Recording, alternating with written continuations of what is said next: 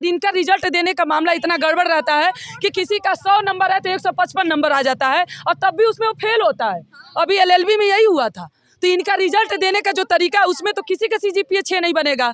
और उसके बाद ये दावा कर रही हैं कोर्स तो कंप्लीट नहीं कराती हैं। 40 चैप्टर है तो 8 चैप्टर में कोई 6 सीजीपीए लाएगा। तो अपना तो पहले दुरुस्त करें। हम छात्रों से चाहती हैं कि हम 6 सीजीपीए ला करके हॉस्टल में रहें और उनको कोर्स कंप्लीट कराना उनकी जिम्मेदारी नहीं है। छात्र एकता जिंदाबाद, जिंदाबाद, जिंदाबाद। छात्र एकता जिंदाबाद, जिंदाबाद, जिंदाबाद। हॉस्टल है हम छात्रों की। अभी हम गोरखपुर यूनिवर्सिटी के महिला छात्रावास महारानी लक्ष्मीबाई महिला छात्रावास के सामने मौजूद हैं। आप यहाँ देख सकते हैं कि हमारे पीछे कुछ महिला जो है छात्राएं जो है यहाँ पे प्रदर्शन कर रही हैं। बता ये रही हैं कि इनके छात्रावास को जो है यूनिवर्सिटी प्रशासन ज़बरदस्ती खाली कराने का प्रयास कर रहा है, जबकि इनकी पढ़ाई अभी बची हुई है। क्या कारण है हम इनसे जान करके जो है पूरी बात समझने का प्रयास करेंगे। हमारे साथ अंजलि है, हम इनसे बातचीत करके जानेंगे कि क्या मामला है। अंजलि, विश्वविद्यालय है हम छात्रों की।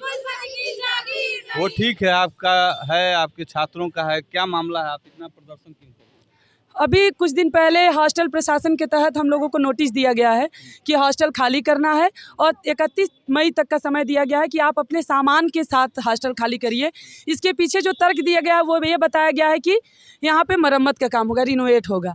लेकिन किसी भी आप पूरे देश में देखिए तो जितने विश्वविद्यालय हैं, अगर मरम्मत भी होता है तो उसका भी एक प्लानिंग होती है कि एक बिल्डिंग की मरम्मत होता है, फिर छात्रों को दूसरे में शिफ्ट किया जाता है। हॉस्टल खाली नहीं कराया जाता है, और खाली कराया जाता है तो उनको विकल्प दिया जाता है कि वो कहाँ रह सकते हैं। तो हम लोगों की मांग है कि हॉस्टल खाली कराने का जो तानाशाहीपूर्ण जो हमें पर मामला थोप दिया गया है उसको वापस लिया जाए। नियम क्या है हॉस्टल में रहने का छात्रों का? हॉस्टल में नियम है 12 महीने का। तो नियम के अनुसार तो हमें जब हमारा सेशन स्टार्ट होता है तभी मिल जाना चाहिए, लेकिन नवंबर में हमें हॉस्टल मिला है और आप मई में खाली कराने रहे हैं। 12 महीने का हम फीस देते हैं, तो आखिर नियम के अनुसार जब हमारा सेशन स्टार्ट होता है तभी हॉस्टल मिलता है। और अगर छुट्टी होती है तो खाली भी होता है ना, तो सामान के साथ कोई वापस नहीं जाता है, सामान यहीं रहता है ताकि दोबारा रिन्यूअल हो तो छात्र फिर वापस आकर के अपने सामान के साथ रह सके। यहाँ पे तो सामान भी बाहर करने की कह रही है, फेंक दिया जाएगा। डीएसडब्ल्यू मैम क्या कह रही थी, फेंक दिया जाएगा आप लोगों का सामान और आप लोगों में से किसी को भी रिन्यूअल नहीं किया जाएगा हॉस्टल। ये तो धमकी है ना सीधे सीधे। ये कोई रवैया होता है प्रशासन का बात करने का? हम लड़की हैं, हम कोई अपराधी थोड़ी हैं कि अपनी कोई गलत आप कोई नियम लाएंगे तो हम उसका खिलाफत या बातचीत नहीं करेंगे। यहाँ तो प्रोटेस्ट भी कोई नहीं करने गया था, केवल मैम से मिलने गए थे, बातचीत करने गए थे। प्रोटेस्ट तो मजबूर होकर हमें करना पड़ा है।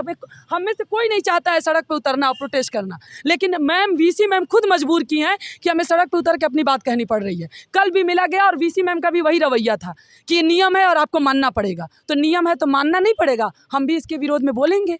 नियम तो यही है ना कि गर्मी की छुट्टियों में हॉस्टल खाली होता है, जब सेशन शुरू होते हैं तो नए सिरे से अलॉटमेंट नए बच्चों का होता है, जो पुरान रिन्यूअल होता है, री अलॉटमेंट नहीं होता है। आप भी इस दुरुस्त करिए, री अलॉटमेंट नहीं होता है, रिन्यूअल होता है। हाँ, री अलॉटमेंट कर रही है सीजीपीए के तहत। जिसका सीजीपीए 6.0 बना रहेगा उनको ये अलॉटमेंट करेंगी। बाय द वे किसी का नहीं बना, और इनका रिजल्ट देने का मामला इतना गड़बड़ रहता है कि किसी का 100 नंबर है तो 155 नंबर आ जाता है और तब भी उसमें वो फेल होता है। अभी एलएलबी में यही हुआ था। तो इनका रिजल्ट देने का जो तरीका है उसमें तो किसी का सीजीपीए 6 नहीं बनेगा। और उसके बाद ये दावा कर रही हैं कोर्स तो कंप्लीट नहीं कराती हैं। 40 चैप्टर है तो 8 चैप्टर में कोई 6 सीजीपीए लाएगा। तो अपना तो पहले दुरुस्त करें। हम छात्रों से चाहती हैं कि हम 6 सीजीपीए ला करके हॉस्टल में रहें और उनको कोर्स कंप्लीट कराना उनकी जिम्मेदारी नहीं है। उनकी जिम्मेदारी नहीं है कि समय पर रिजल्ट दें और समय पर सही रिजल्ट दें। और 100 नंबर में कोई 2 नंबर पा रहा है, कोई 5 नंबर पा रहा है और दौड़ना पड़ रहा है ऑफिस टू ऑफिस, चक्कर लगाना पड़ रहा है कि हमारा रिजल्ट सही करिए।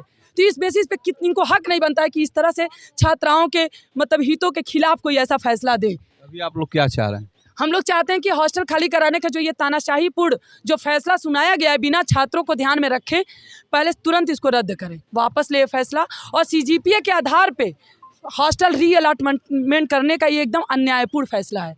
कोई भी नया नियम नए सत्र के छात्रों पर लागू होता है। पुराने सत्र के छात्र जिस नियम पर एडमिशन लिए होते हैं उसी नियम पर उनको आगे बढ़ाया जाता है। हॉस्टल की स्थिति कैसी है? जर्जर है? हॉस्टल की तो अभी बता रही है कि गर्मी है इतनी और आदमी का मुंह सूख जाता है, पानी से लोग मर भी जाते हैं। यहाँ पानी के ढंग की व्यवस्था नहीं है।